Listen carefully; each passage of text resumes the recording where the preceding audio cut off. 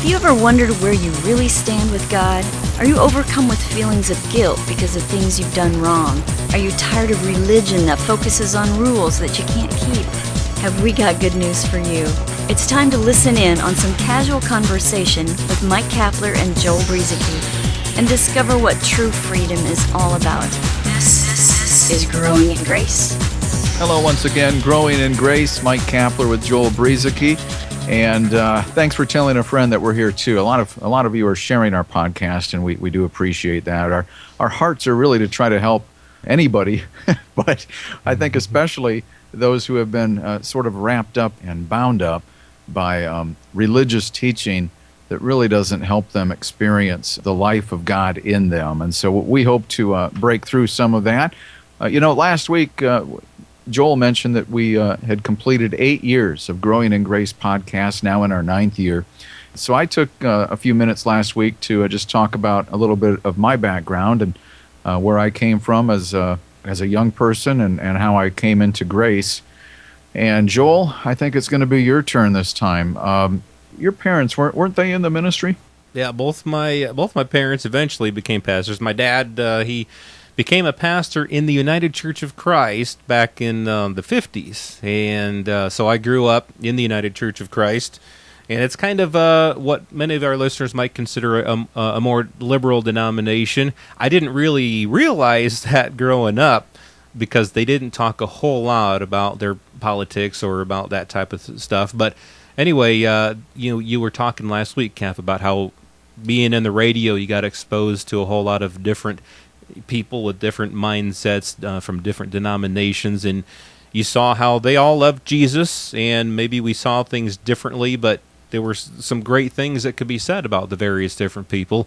And that's one thing that, even though I grew up in the denomination that I don't necessarily agree with everything these days, I heard a lot of really good stuff, from my dad preached about the love of God.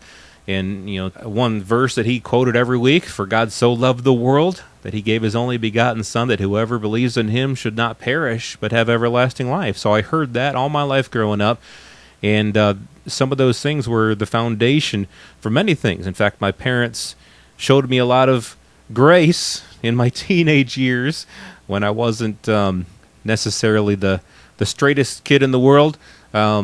Wasn't the worst kid in the world either, but some of the things that I did, they still showed me how much they loved me and accepted me no matter what I ever did. And so my early understanding of grace didn't so much come from teaching, like being taught with words, but more from what my parents had showed me. And so that was, I at least understood that there was such a thing as mercy and grace. And yet, when I turned 22, I was almost 23, I guess, I started, through a friend, attending a Pentecostal church, completely different from what I grew up in. And a lot of legalism in the church, in that church. But yet I did learn some really good things as well. But things were so radically different. And suddenly, my life became all about performance. I thought, when I first began that walk in that church, I thought that I was performing pretty well because I'd given up so many of the things that I used to do, and I was starting to live right.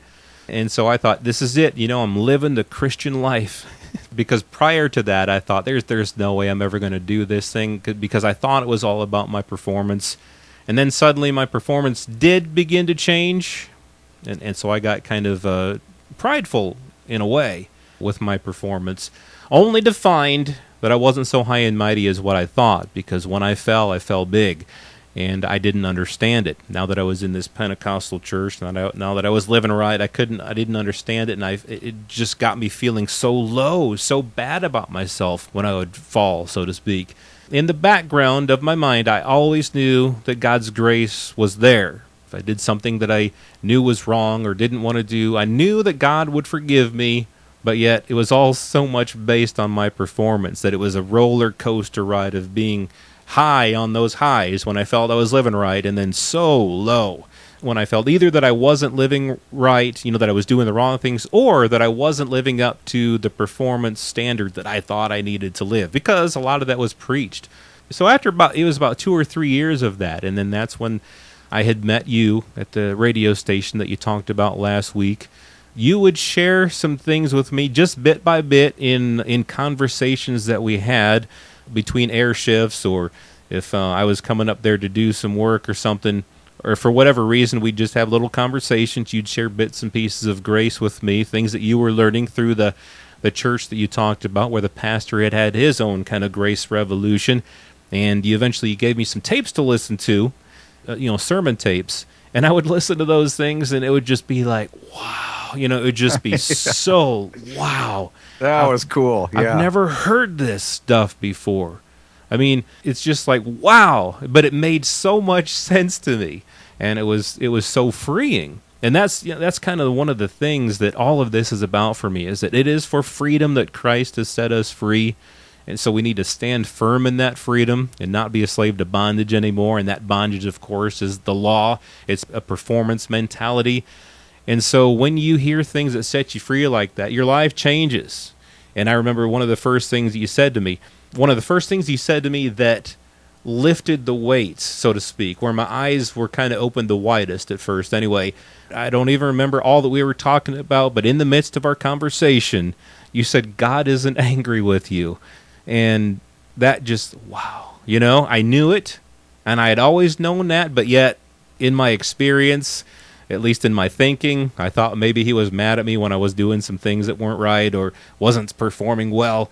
And so that just lifted a huge weight off me, and then I really began to see a whole lot more things at that time. Things became so much more clear, and so eventually I began attending that church too with my wife. We were there for about 2 or 3 years before that church ended up closing the doors and people went their separate ways. But in the meantime, it had laid quite a good foundation for my life. And I had read the Grace Walk book like you talked about last week, and that really opened up a lot of things for me as well. Steve McVeigh's Grace Walk book. And then one thing that also helped me was on the internet. In I think early 1997, late 96 or early 97, just shortly after my wife and I had been married, we got AOL, America Online, as our internet provider, and what they had there was chat rooms, Christian chat rooms. I would go into those chat rooms and I would start telling people about grace. I would get a lot. That's when I first discovered how much opposition there was to the grace message. To grace, yeah. Yeah. Opposition from the church. Yeah. Exactly. Yeah, because this was Christian chat rooms that I was in. And I was sharing verses from the Bible. And they were opposing the things that I said. But, I think it goes back to how the church has been conditioned. People in the church have been conditioned in a certain way. And when they hear something, even if it's in context, right out of the Bible, there's resistance to it. But one thing that did for me was going back and forth with people, was it helped me to look at the context. It helped me to look at those verses and say, is this really right? Am I really going along the right way here? Because, it would cause me to question some of the things that I'd been learning. And I thought, maybe they're right. And so I would look and I go, no, this is grace. This is what life in Christ is all about. And so those were some really good years that really formed a lot of things inside me. Just being able to shoot back and forth with people, and it was also my background was such again that I respected the people that were in opposition to me. I tried not to fight with people, and I considered myself kind of a diplomat in those things where I would, all right, it's okay, we don't need to fight about this, we don't need to get into bitter arguments about this. And I think that kind of helped to show some people that I wasn't just some radical who was just trying to be difficult, but I really believed this stuff with my heart. So those are some of the things that as we we talk about the things that you and I talk about on our Growing in Grace program these days, Cap, now that it's 15 or more years later, after we had first received this kind of gone through our own kind of grace revolution, so to speak, those are some of the foundational things in my life. And so help from my parents, help from you, Cap, help from pastors and churches, so many different things have paved the way. And I'm thankful for all of that. Yeah, sometimes you get those aha moments like you were talking about when we had that conversation where it kind of hit you between the eyes when you found out God really wasn't angry with you, because you really hadn't heard that before, because we've just been directly or indirectly taught that so much is based on performance, even though salvation is a free gift. We've been taught salvation is a free gift all of our lives, but there's still this thing that seems to get planted in the hearts and minds of people about performance and legalistic Christianity. But I remember one time being at the radio station talking to a friend on the phone, a listening friend at that time. His name was Brett, and he had been exposed to this grace message and what the gospel really is. And I can remember joking around with him, and I made some sort of funny comment like, "Oh, well, God will forgive you for that." And his response right away, instantly, was, "He already has." And then it's one of those things where I think, "Oh yeah," because this was still new to me too back at that time, and so a lot of this, it's easy to take for granted. But I can remember thinking, "Yeah, he has. It's the forgiveness has already been provided, past, present, and future." I'd never heard that before, and so. A lot of neat stuff, and including those tapes from that pastor, that friend of ours, where we attended his church, Joel. I was copying those things right and left and giving them to people. And I can remember, I think I've shared this story once, but there was one Sunday I didn't feel very good. I didn't go to church. My wife went, and she came back with a tape from that pastor, and she handed it to me, cassette tape. And I'll never forget the look on her face. She said, "This changes everything we've believed." Wow.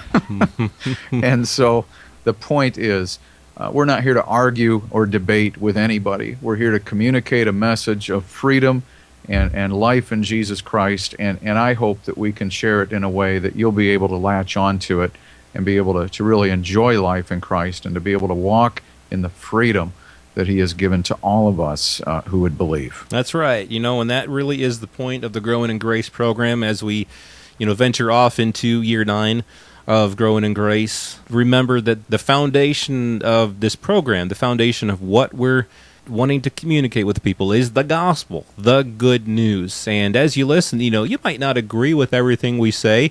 If we went back and listened to every program of the last 8 years, there's probably stuff that we wouldn't agree with that we talked about back then.